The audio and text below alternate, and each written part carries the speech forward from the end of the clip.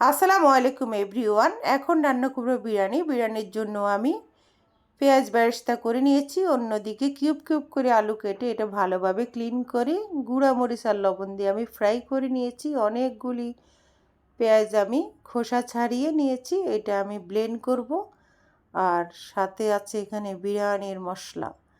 বিরিয়ানির মশলা দিলে অবশ্য আলাদা কোনো মশলা অ্যাড করতে হয় না, তারপরেও আমি অ্যাড করব।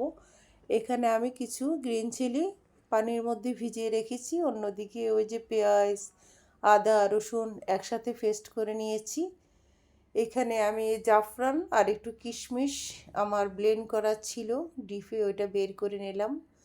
অন্যদিকে আমি এখানে কড়াইতে সরিষার তেল দিয়ে দিয়েছি। সরিষার তেলের মধ্যে আমার পেস্ট করা মশলাটা আমি দিয়ে দেব। কিছু টক দই ছিল ফ্রিজে, সেটা নামিয়ে নিলাম।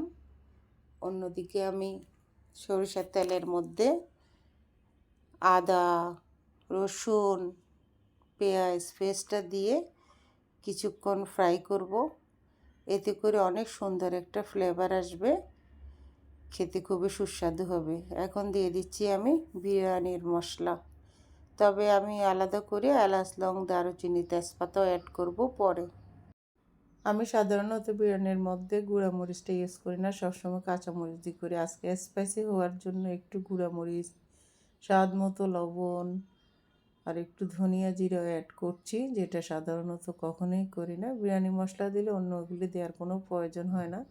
তবে আমি একটু শেফদের স্টাইলে রান্না করার চেষ্টা করছি, দেখা যাক কেমন হয়। ভালোভাবে মশলাটা কষানো হয়ে গিয়েছে। এখন আমি এখানে আস্ত কিছু কাঁচামরিচ ভালোভাবে পানিতে ক্লিন করে পোটা ছাড়িয়ে দিয়ে দিয়েছি। অন্যদিকে আমি চিকেনটাকে ভালো করে ক্লিন করে নিয়েছি। এখন চিকেনটা দিয়ে দেব। তবে এটা পাকিস্তানি কক এরকম চিকেন হবে মেবি, আমি জানি না। আমার বড় মেয়ে কিনেছে, তবে ব্রয়লার না। চিকেনটা ভালোভাবে আমি পিটুপিট করি মশলাতে মিশিয়ে নিচ্ছি। ডিপ থেকে কিছু টক দই নামিয়ে আমি পানির মধ্যে ভিজিয়ে রেখেছিলাম, সেই টক দইটা আমি পরে ইউজ করব। অন্যদিকে আমি কিছু কিশমিশ আর কিছু কাঠবাদাম নিয়েছি। এটা পানির মধ্যে ভিজিয়ে ভালোভাবে ক্লিন করেছি। ওই কাঠবাদামটা আমি একটু পরে ব্লেন্ড করব। এদিকে আমি দিয়ে দিয়েছি আমার টক দই। যেহেতু চিকেন, টক দই বেশির প্রয়োজন নেই, তাই পরিমাণ মতো টক দই দিয়েছি। ইতিমধ্যে কিন্তু আমি এলাচ, লং, দারুচিনি, তেজপাতাও দিয়ে দিয়েছি। বিরিয়ানি মশলাতে সব কিছু থাকে, তারপরে একটু এক্সট্রা দিলে ফ্লেভারটা ভালো আসে। আমার চিকেনটা কষানো হচ্ছে।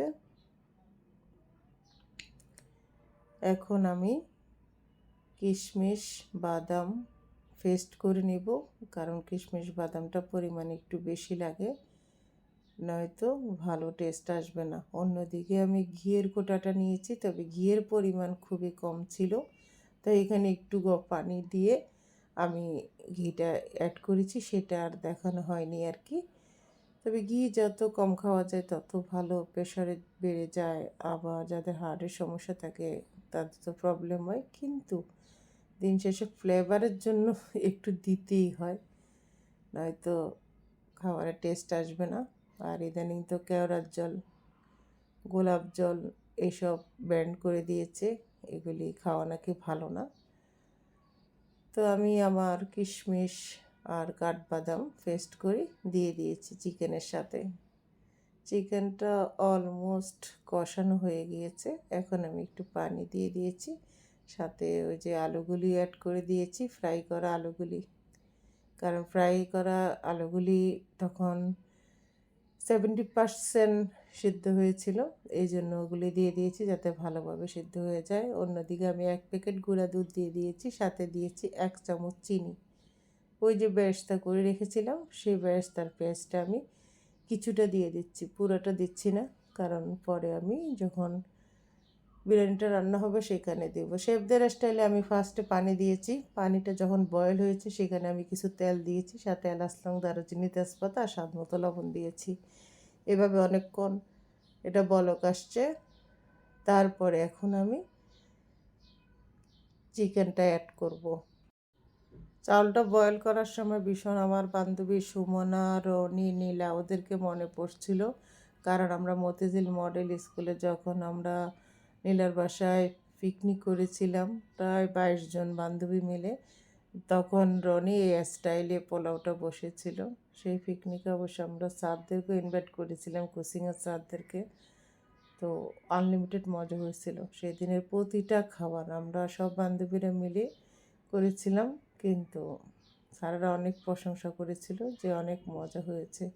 স্পেশালি আমার কাছে তো সবচেয়ে বেশি মজা লেগেছিল চাইনিজ সবজিটা, আনলিমিটেড মজা লেগেছিল। সেই স্বাদ এখনও জিভে লেগে আছে। অথচ সুমনা এখন আর আমাদের মাঝে নেই, ওকে আমি অনেক মিস করছি, আমার বান্ধবী সুমনাকে। মৃত্যুর চেয়ে স্নিগ্ধ সুন্দর অনুভূতি পৃথিবীতে নেই। মৃত্যু আছে বলে হয়তো জীবন এত সুন্দর। এখানে আমি রাইসের সাথে চিকেনটাকে অ্যাড করে নিয়েছি, তারপর এটা আমি দমে দিয়ে দিয়েছি। আলাদা আমি আর কোনো কাঁচামরিচ ইউজ করি নি, যেহেতু কাঁচামরিচ একবার আমি চিকেনের সাথে দিয়েছি, আবার একটু স্পাইসি হওয়ার জন্য গুঁড়ামরিচও অ্যাড করেছি। তাই আর বেশি কাঁচামরিচ দিলে খাওয়া যাবে না, অনেক বেশি ঝাল হয়ে যাবে, সেই জন্য আমি এটাকে দমে রেখেছি। বন্ধুরা, এটাই ছিল আমার আজকের চিকেন বিরিয়ানি। কেমন হলো সবাই কমেন্টস করে জানাও। যদি ভালো লাগে লাইক কমেন্টস করে সব সময় পাশে থেকো। অ্যাকচুয়ালি ফেসটা একদম ডাউনের দিকে চলে যাচ্ছে, তাই এই মুহূর্তে তোমাদের ভালোবাসার অনেক বেশি প্রয়োজন। যারা ভালোবাসো তারা তো অল টাইম পাশে আছো, তাদের কাছে কৃতজ্ঞতার কোনো শেষ নেই। আর যারা ভালোবাসো না আমাকে, তারাও দেখতে থাকো, ইনশাল্লাহ ভালোবাসা হয়ে যাবে একদিন। তো সবাই কেমন আছো? আই হোপ ভালো আছো, প্রত্যাশাও তাই। আমি তোমাদের সবার অনাবিল সুখের প্রত্যাশী। আমি চাই তোমরা সবাই সবসময় ভালো থাকো, সুন্দর থাকো, সুস্থ থাকো। তোমাদের জন্য আমার অনেক শুভকামনা।